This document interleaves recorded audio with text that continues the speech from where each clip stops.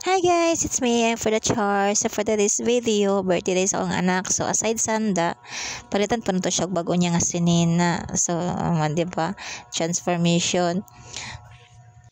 Dugay pa jud kay medre na human ka namili og pantalon niya medyo taas-taas niya para dugay kay madakan. So wala man tay napili, ingana ra man jud na siya. So manalan jud nato ang napalit. Gisiguro jud nako nga makapalit ko siya og sinina kaya handa mahurot ra man na. Pero at least ang mga sinina, pantalon o sapatos, permente niya masuloob. Pero tanaw na ko sa kong gipalitan, mura man siya way kalipay. Sa panahon bitaw karon no, kinato mga anak dili na ma-appreciate kung palitan nato sila og mga sinina, murag wala na lang sa ilaha.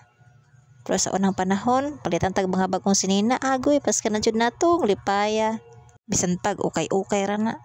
O din repita ihan akong gibiyaan kay gutom na daw kaayo siya.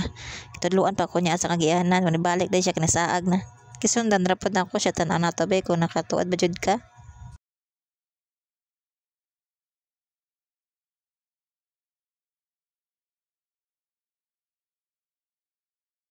Mao nagdadali ka ha kinaday kay giplanuhan nga adtuan ha. Kay di na mapugngan kay gutom na jud daw siya. So atay mahimo sundan na lang jud ug asa siya moadto. Dere siya napita, bantog ni ay. Iyang favorite place. Lipay na kay siya dani ah. Darang dapitan na niya ma-appreciate nga birthday na jud ay niya. Gigutom na siya. Lipay na kay na siya sa among gi-order. Birthday na jud niya, dayon na jud iyang birthday. Kinaka-order naman sa Jollibee.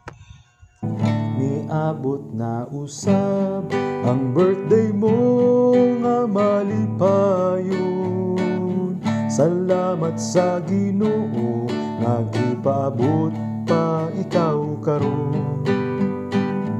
Hinaot pa unta nga daghan pang katuigan nga moabot kanihimo ug ning imong kaigsuunan.